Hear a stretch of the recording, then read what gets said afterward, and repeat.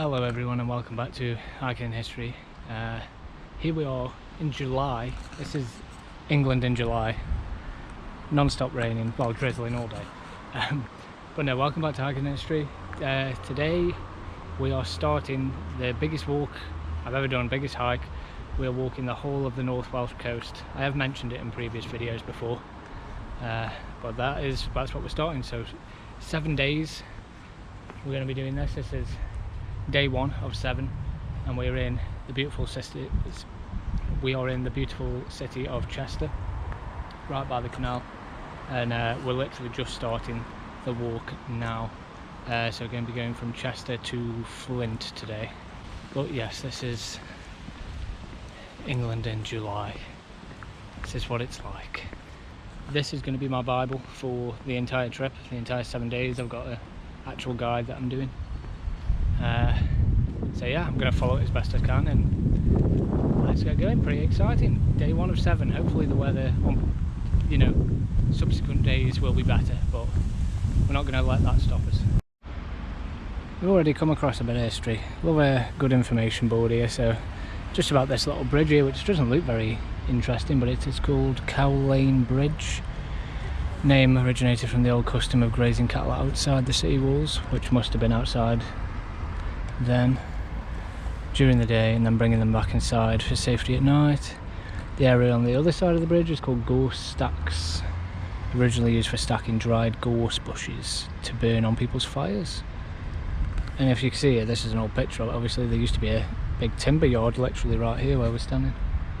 And it also says this crane here, so this is where we are, this crane by this pub right here, you can still see the base of it. It says,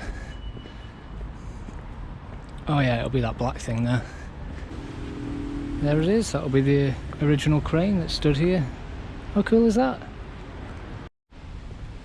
So we're still following the canal at the moment, and to our left here, you might just be able to see there's a tower here, and then the wall. This is the famous walled city of Chester. If you know anything about Chester, it's probably that it has a big Roman fortification that's still intact. You can walk all across it. The cathedral is just there, Chester Cathedral.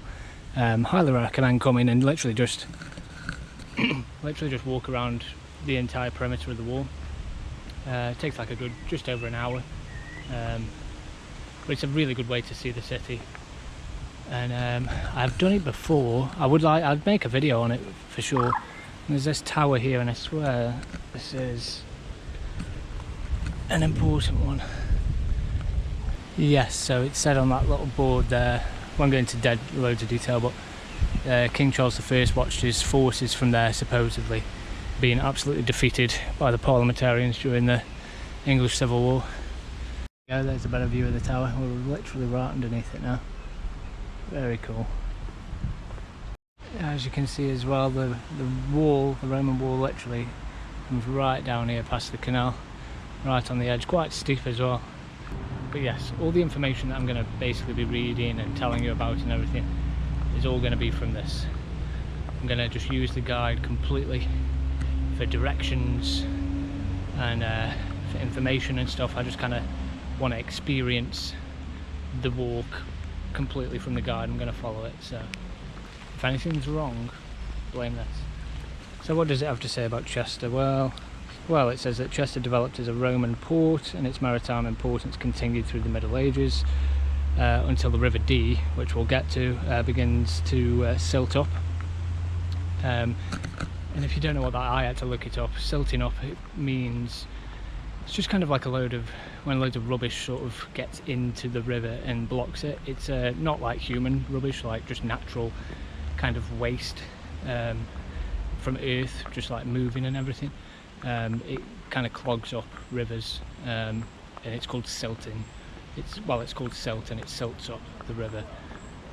And yeah, so it used to be a huge port where big ships had come in, but the river got a lot smaller and a lot narrower. And look at this bloody bridge. That's damn impressive, isn't it? Look at that little old one as well. But yes, it's silted up and in around the Middle Ages sometime, so it stopped being as important as a port then. and small boats sailed up from the river from Flint Castle, which is where we're heading to get the supplies to the besieged city during the Civil War, which was a royalist stronghold. This was. Just coming up to some locks now. Northgate Lock, this is called. I think there's like 2 or 3 of them here, just on the sort of outskirts of the city. Yeah, there's a bunch of them. We've got 1, 2, 3. Again, just how they built these things is mightily impressive. Back in like the 1700s, I imagine, and they're still used today. And we should be heading after here. There should be like a big wharf where there used to be a lot of industry and you know, goods being traded during, well, the boom of the canal age. A lot of good information here about this Northgate Canal cutting, Northgate locks. But cool little thing, that little teeny bridge that we just came under says that's called the Bridge of Sighs, and it was built so prisoners in Northgate Gaol, so there must have been like a prison here, could cross to St John's Chapel to go to some kind of school. So they went over that little bridge. How cool is that? And that used to be the lockkeeper's house right there, built by Thomas Telford, which we'll have heard of. It's not anymore, it looks like it's just a residential house, but very cool. That obviously wasn't here, this ring road. But all of this, it says, was just hewn out with pickaxes and shovels, just out of solid rock. It's incredible.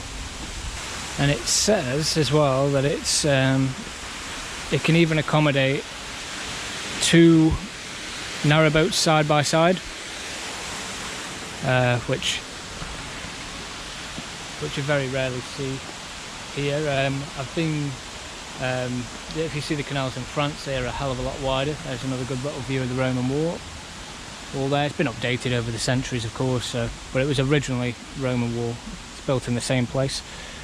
And literally, look how busy this whole area is. Like the train, so once the railway arrived, they built this right over here, completely clouding any view that you got of the River Dee, which was down there. Back then, none of this would have been here, and you would have been able to see ships.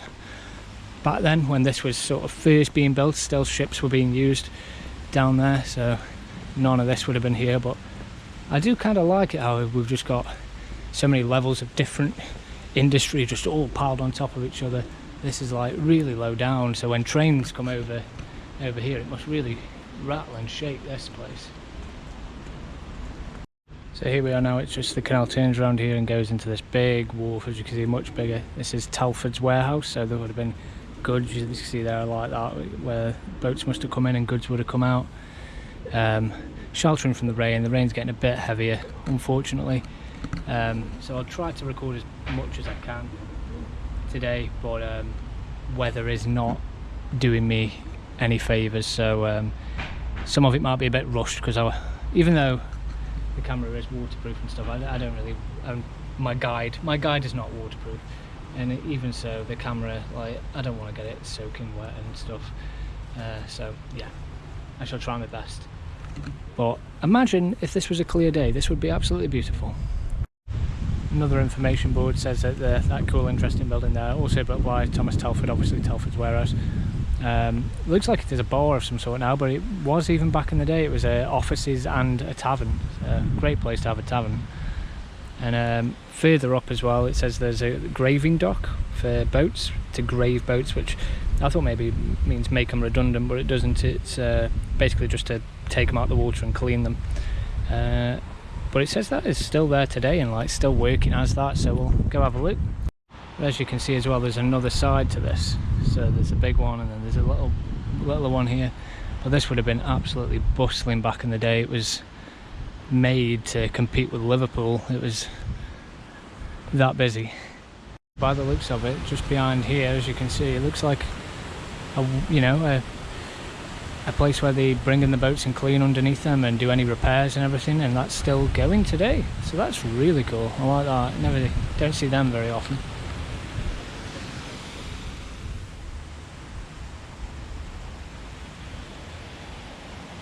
So we've just crossed this little bridge, just that one there, We're going to be leaving the canal now. There's a little workshop there, and this is where we're going to go. Leave the canal for now and head down through here and crossing some roads. Rightio. So far, so good. This is, apart from the weather, the guide, the handy guidebook has been like perfect, absolutely clear, super clear instructions. We're now in the Cop, which is the start of this path, runs right by the river, so this is the River Dee now. I'm going to be on this path for a while because this is going to cross into Wales, and the actual official start of the North Welsh Coast path is on here. We will pass, there should be a marker somewhere where the official start is. There's the river, beautiful. So the weather was nicer. But yeah, so far so good. The guide has been very easy to follow. Well, here we go. That did not take long at all. This is the beginning, this is the start of the Welsh Coast Path. So the whole thing is literally the whole of Wales. But here we are, so we're in Chester. And the bit we're going to be doing over this 7 days is from Chester all along the North Welsh Coast to Bangor, just there. So from Chester to Bangor. But today, so this video will be Chester to Flint. That is the first stop. So here we are. Let's officially start. Here we go. So we've got about 80 miles now, 80 miles to go to get to Bangor. And that will be the whole of the North Welsh Coast walked, completed. Yes, I'm feeling better now that I'm out of Chester, even though Chester's lovely. Seeing that, you're on the path. Now it's like, yeah, this is the adventure. And the rain doesn't even bother me now that it's an adventure. Beautiful River Dee. This is it. We've started. Goodbye, Chester. We will see you certainly in other videos in the future. Rain's getting a little bit heavier, but I'm trying my best to not get it too wet. But look how long this path goes on for. It's just insane. Bloody hell. Day 1 of 7. So I don't know if you can see, but my backpack, got it on. Packed as light as I can. That's always important if you're doing any kind of long distance one. This will be the longest I've ever done. If you've seen the Gritstone Trail walk that I've done, it was about a month or two ago. It's in 2 parts, that video. You can check them out. That was sort of like the practice for this. That was well, technically it was a 3-day hike, but I did it in 2 because I was insane.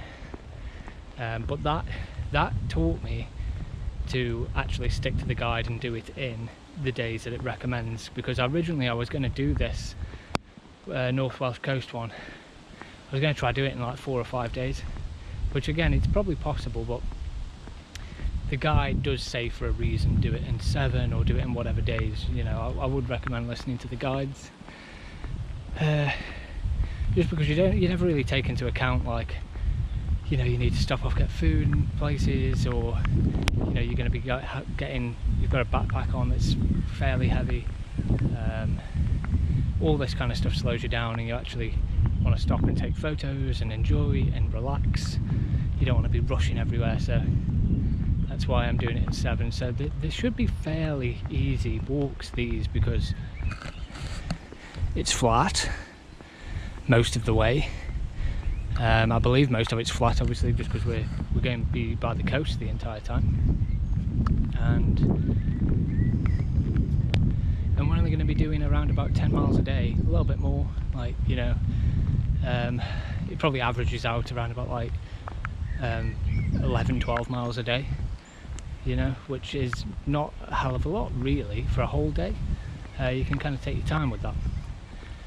So yeah, that is how it's going so far. The backpack is, I'm actually pretty pleased with. When I first picked it up I was like, oh god, this is actually quite heavy, but now that I've got it on, I mean, I'm sure, you know, it's going to start hurting, you know, at 5 hours in or whatever, or by the end of the day, and by the 3rd day I'll be sick of it and all the rest. But it's actually better than I thought. I've packed really light. I've literally just got clothes in there and that's kind of it. Electronic stuff obviously, like for the GoPro, but nothing else. Don't bring your Nintendo Switch, don't bring any books. You don't need books. You know, all you need is this. I'm still on this path, you can see the Welsh Hills in the distance, but we've got here like it's kind of an embankment that was built, probably a, you know, port and docking and stuff there. But if you can see, there's a little building there, like a little stone building just there. And I did read in my guide that there were like World War II pillboxes kind of all along here as well, that to protect you know, the shipping and the D. So that could be one of them, I think, remaining left over. Very cool. We might see some more of them. But yeah, it's a neat little thing. I believe so. It looks kind of World War II-ish, doesn't it? Got all the seagulls nesting, feeding down here. I have not yet seen any border sign crossing over into Wales. Could be these stones here actually coming up, most likely.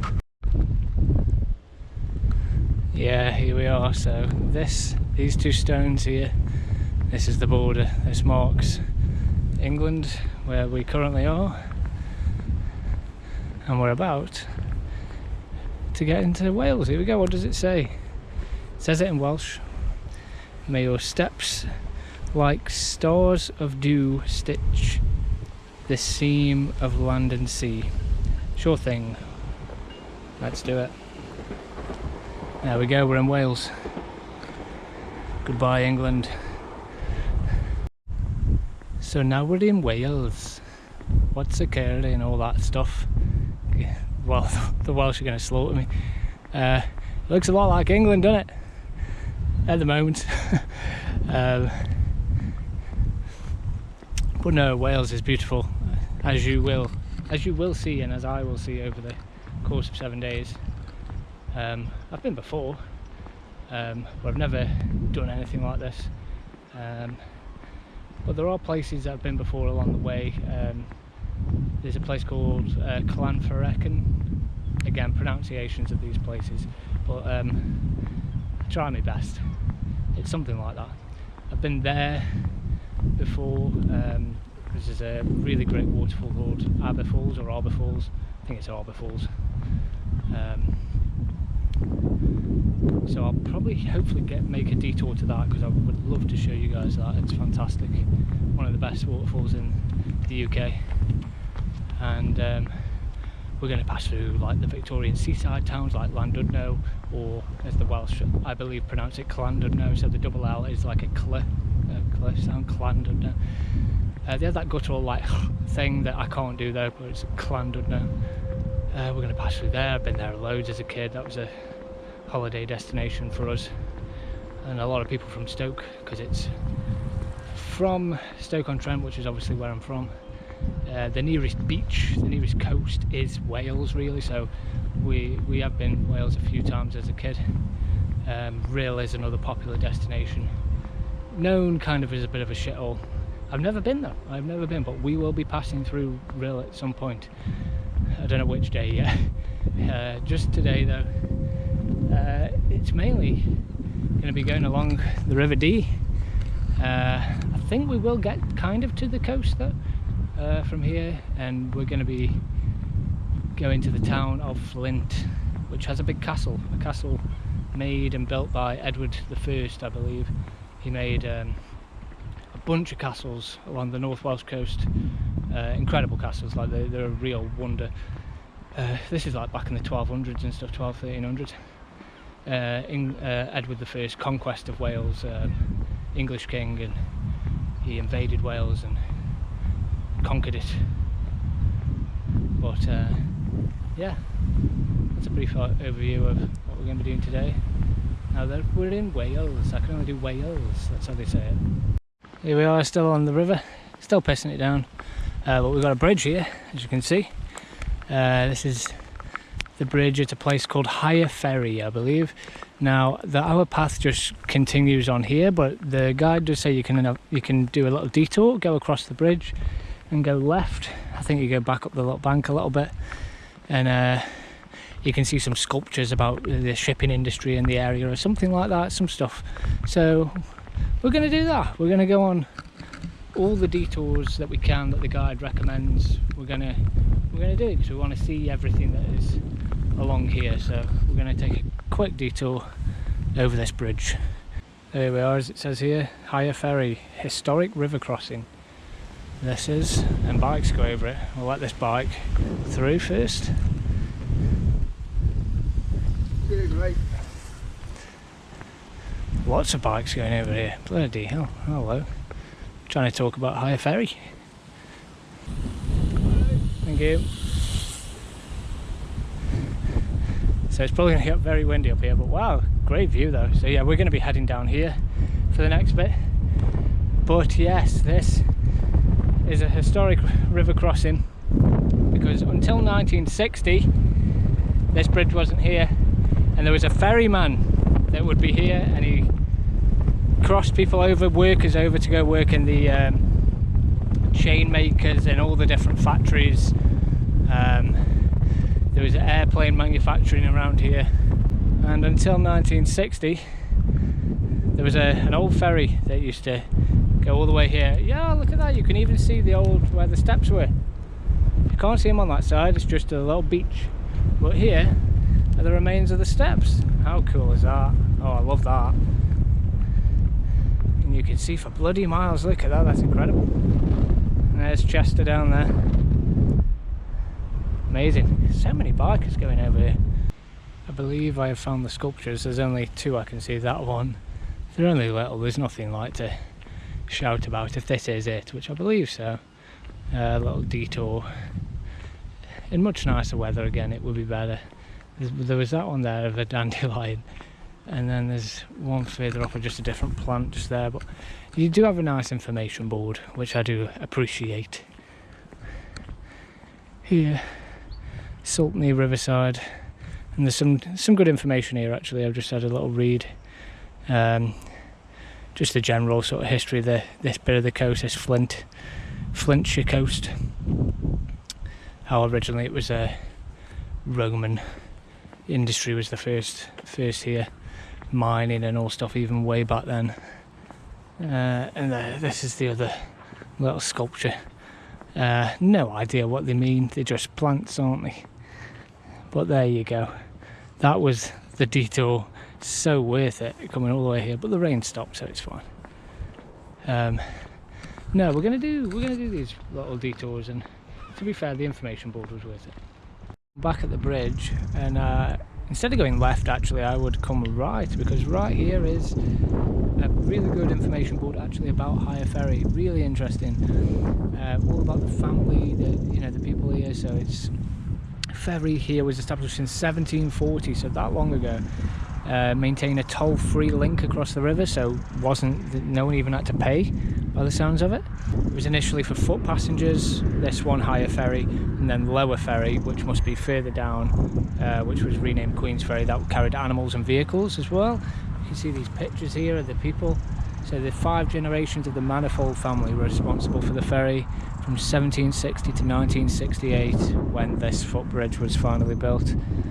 That's crazy, isn't it? All these people, the stories this family must have had. The ferry ran from 5 AM in the morning to 9 PM at night every day, as they had to cover all the shifts at the aircraft factory, which was over this side somewhere, and the railway sheds and other industries in Saltney, which must literally just be up there. There's a nice picture there of people with bikes on the boat. The 12-foot oars were replaced with a motor in 1955, made life much easier for the ferrymen, of course, and it meant that there was enough room for 15 people and their bikes. Some days up to 300 people crossed the river, including children going to school. And it says here that the Manifolds were all skilled boat handlers, obviously, of course, and fishermen with tremendous knowledge of the river, and not a single person was ever injured on the ferry in that entire history. Not that we know of anyway. So from the 1740 to 1968, is it? Yeah, till 1968, no one was ever injured. That's incredible. And the family lived in a house on the riverbank. It's a bit overgrown here. They had... Yeah, you can see a picture of them just there. So they must have lived probably, you know, just on this one or just over there. That's incredible. What a great little information board, very overgrown, but yeah, if you're coming, take a right instead of a left, because I'm going to have a little look at the actual steps now. You can see them better from the top there. I've already got a good shot of them, but you can see them just here.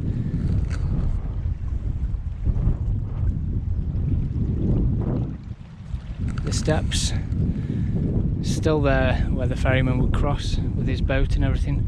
I love that. I love that there's still something left of this manifold family that for, you know, over 200 years ferried people across safely across the river. What an incredible little story that is to find. See, I love stuff like that. I love like little local history type things, especially when there's a little piece of it still remaining after all these years. That's fantastic. Actually, you can see some steps just over there as well. But anyway, that is the detour done. We need to head back over the bridge and start heading down.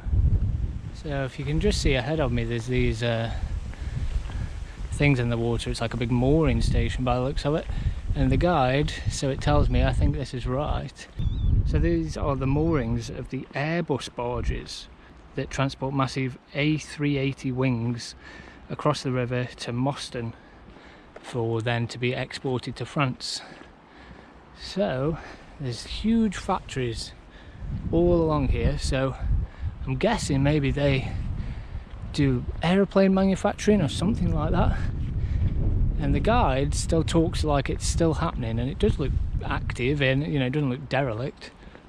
There's modern signs up there and stuff,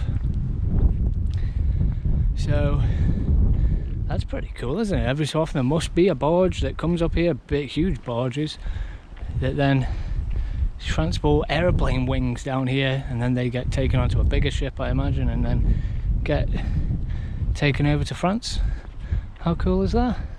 So yeah, there's a factory just there behind, and it's still got all modern gating and everything here.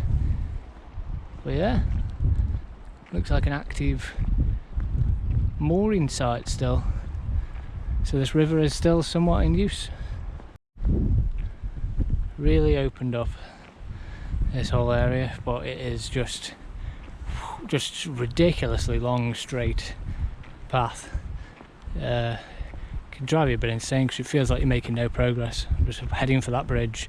There's a blue metal bridge coming up, and I think that's where I start to turn off. Really quite desolate atmosphere now, but again, if you imagine it in sunny sunshine, which it should be, as it is July, it'd be absolutely glorious, wouldn't it? But British weather you can't rely on. But still, you know, it's beautiful in its own way, even like this. This place, like I'm saying about its beauty, even in dull weather, would be very good for bird watchers. If you're a keen bird watcher, I think this river, excellent. You're not going to be able, I'm not going to be able to pick them up on this camera, but there is quite a lot around. I've seen different types. I don't know any of the names because I'm not a bird expert or a bird person, but I've seen all, you know, a few different types kind of feeding, doing stuff off here. A couple of them have been diving into the river itself. So if you're into that kind of thing, I think, you know, you bring your binoculars.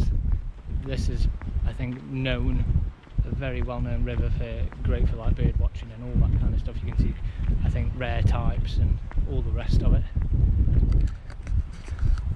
The blue bridge is getting ever so closer, ever so slowly. Oh, it's still appalling weather. But we're going to be going over this blue bridge here. There's a big main, like, kind of motorway there. We're going to be going over this blue one and then crossing it, and then I think turning right. This cars do go over it, but I do like an industrial bridge every now and again. They put a nice lick of paint on it at least. But yeah, it goes further on. I don't know if is that like a little boat down there, like an old little wooden boat that's sunk. It kind of looks like it, which I'm pretty sure it is. That's very cool. It's a bird just sitting on top of it, chilling. But I think we're heading into a town or a little village called Queen's Ferry now. This is where this is, but we'll be heading somewhere right down here. So the path, I think, starts here again now, and obligatory horses. There's always lovely horses on hikes. Weather is, oh, unbelievable. It's really bad. I think I'm on the right path. It says Welsh Coast path on here. This is where the guide is really gonna test the guide now, see how good it is, because I'm following the directions, but they're not quite as clear now. Yeah, this I've just come across. God knows what this is. Just in literal sort of like, the river's just there, but by farmland now, and there's this old entrance, either to the gateway possibly to the, I don't know, the estate maybe that used to be here, or if there was a house, God knows. This must be quite old though. There's all trees have grown around it and all the rest. It's quite cool, isn't it? I'm all about them little things that you just see along the way. It's like, what the hell is that? What is that doing there? Very cool. This is the path at the moment, winding round. I think Queen's Ferry is literally just here. I don't know if we're really going to go into it or not. So I think I found another one of them World War II pillboxes. I could be wrong, but I believe it's one of those that I saw. Well, there's there, if you want to read that, there are free boobs inside apparently. But yeah, that's very cool, isn't it? I think these would have been built during World War II to protect anything, you know, from any German boats or God knows what trying to come up this river, protect the shipping, all the industry that was here. And there are a few little interesting buildings, one literally right over here, if you can just see. Unfortunately it is covered in scaffolding now, which is a real shame. I'll put a picture up of what it should look like, because it's gorgeous. It's an Edwardian factory essentially. It's called the John Summers Steel Works. Oh, well, it's the offices, the offices for John Summers Steel Works. So there's some information about it here in the guide. So John Summers Senior, he was a Lancashire clogger, and he brought a nail making machine at the Great Exhibition way back when, and began making nails to fasten iron strips into the bottom of clogs. But after his death, his sons took over and expanded into North Wales, building the Shotton Works in 1896. So I'm guessing that's either that or the works nearby, and then this is the offices for them that they built afterwards with all the money, I guess. By 1909, the company was the largest manufacturer of galvanised steel in the country. It says the blue buildings on the opposite bank are the modern works. So this bar, but I can't see any blue buildings. But yes, and that bridge in ahead of us, straight ahead, is Haywarden Bridge, and that was opened in 1889 to take the railway across the river. So it's a railway bridge, that one. It's got a swing section in the middle to allow shipping to pass, but that's not been operable since 1960. I don't really know what a swing section means. Something opens up or lifts up perhaps. But yeah, so there's two interesting little buildings here. We've got the railway bridge there, quite old, cream coloured one, and then this John Summers Steel Works, the offices for it, which is still around. Obviously I think it is just an abandoned building now, but they obviously they have to restore it if it's grade listed and all the rest of that. So I'm guessing why it's got all the scaffolding on, which is a real shame, because where the scaffolding is, there's like a tower in the middle, and it's a real like fine example of like Edwardian architecture. But I'll put a picture up of it, how it actually looks, so you get a nice view of it.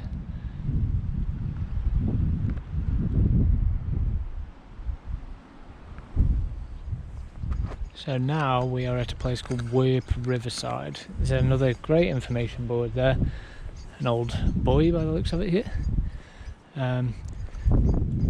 But save, like, I'm not going to read through all the information boards. You know, the video will be so long if we do that. But I just had a read, and it said just something interesting. It said about this river, the River Dee, obviously.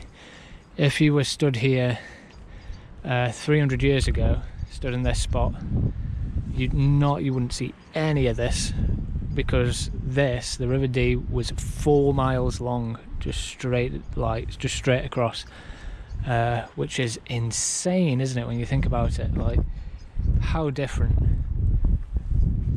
all of this was. And obviously it then began to silt up, and I imagine this is kind of what I think you mean by silting, like how, you know, the ground is just sort of built up on the sand and everything, all the sand is built up.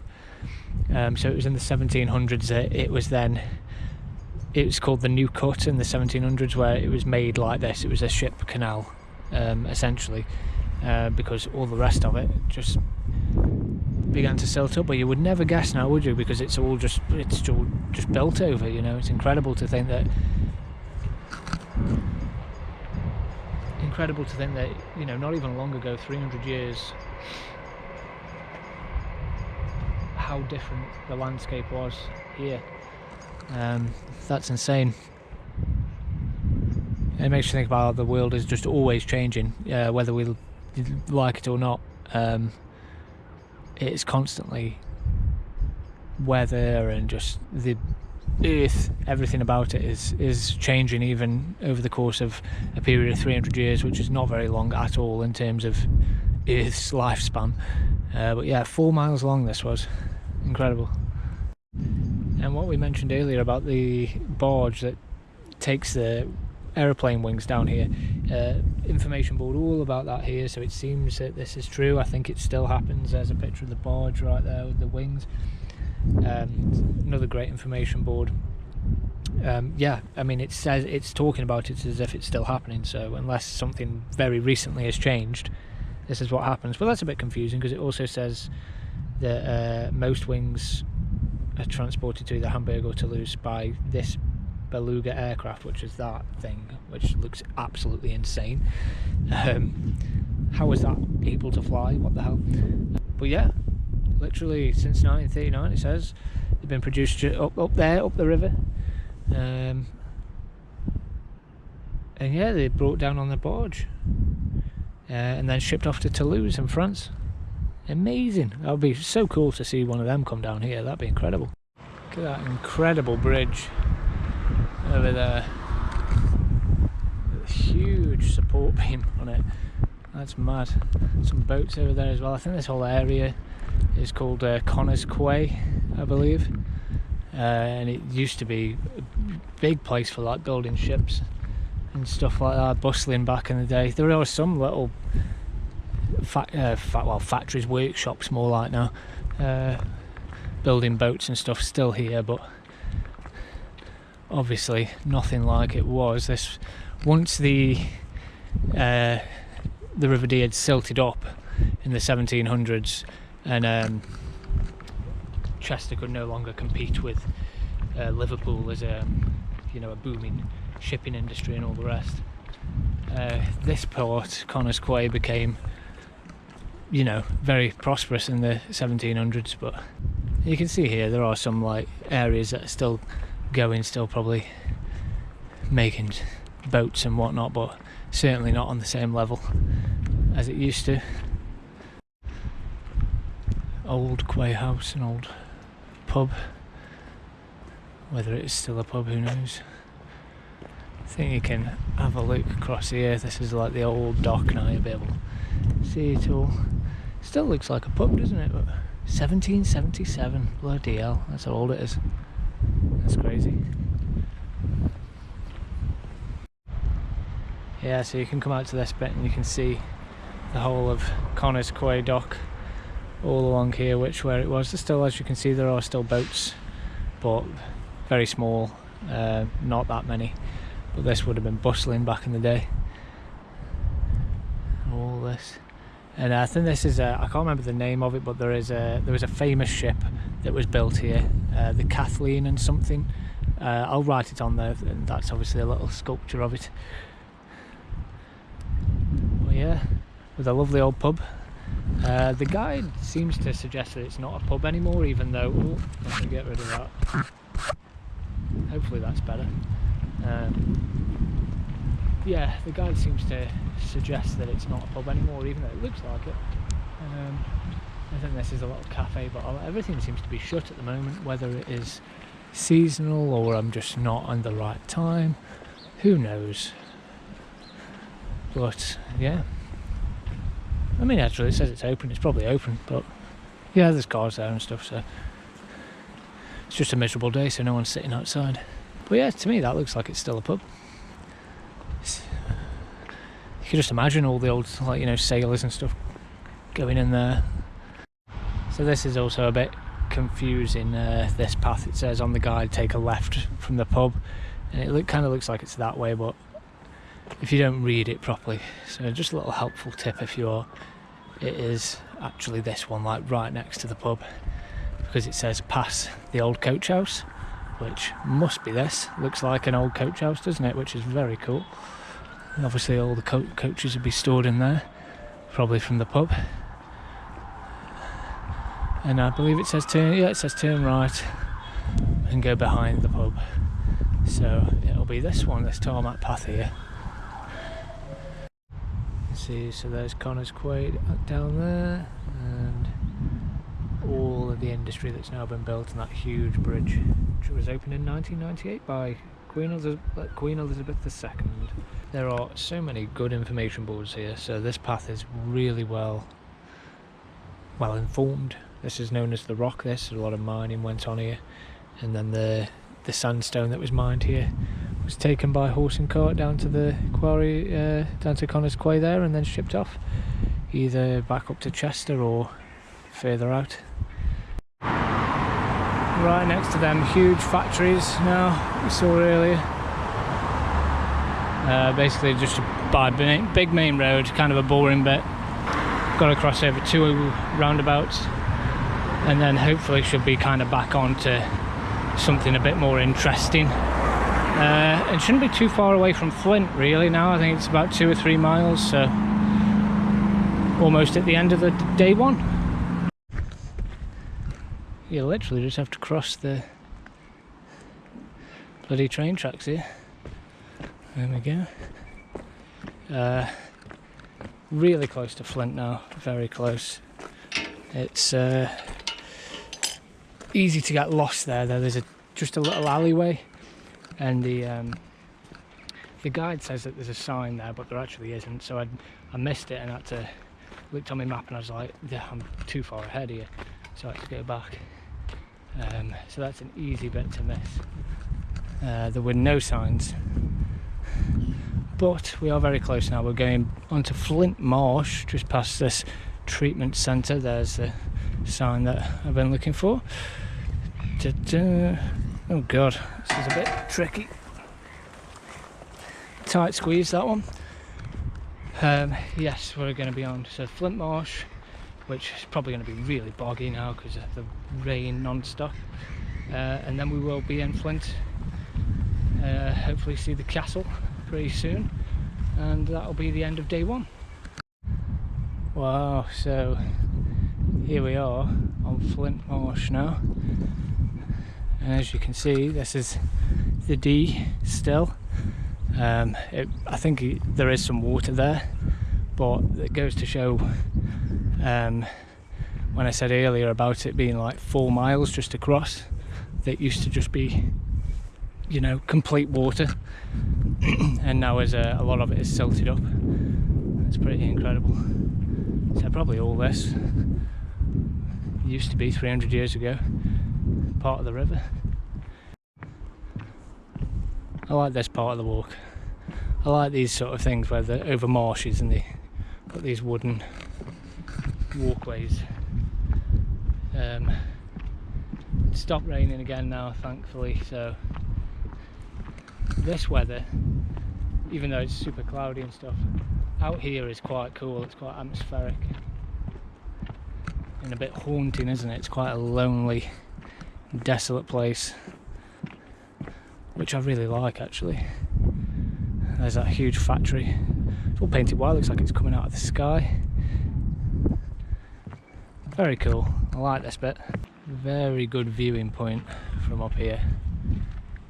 All across the marsh, so this is Flint Marsh. You get a great view of the Dee still, which you can see the water's there, but obviously so much of it is silted up, and before it would have just been full water. That's incredible.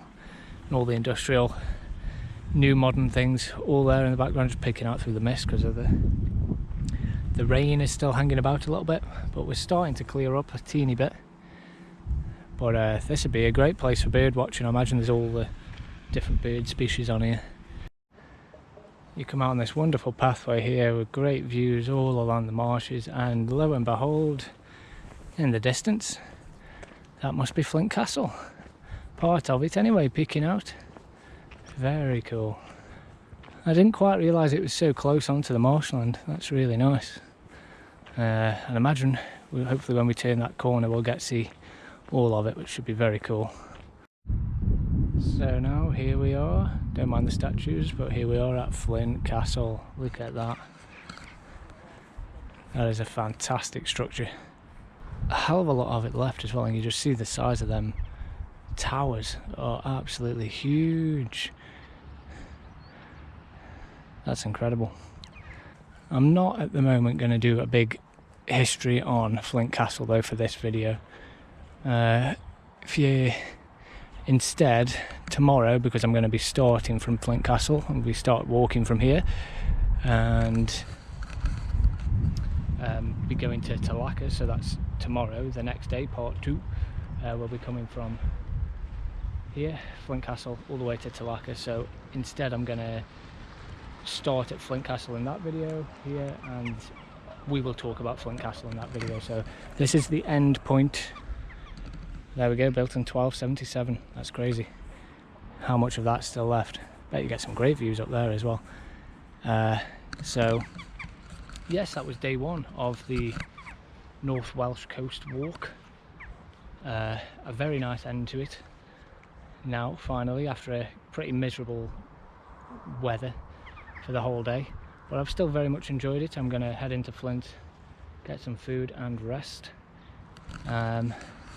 But yes, beautiful end, beautiful castle.